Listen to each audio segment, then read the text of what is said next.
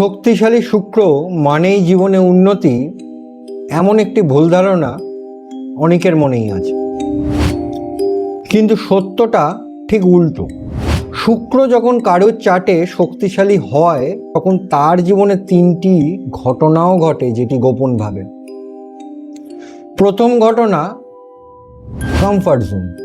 আপনারা সব কিছুকে খুবই সহজ মনে করেন আর তার ফলে আপনাদের স্বপ্নগুলো ধীরে ধীরে ভেঙে যায়। দ্বিতীয়ত, আকর্ষণ। যা কিছু চকচকে তাই সোনা মনে হয়, কিন্তু সব চকচকে জিনিস আসল হয় না।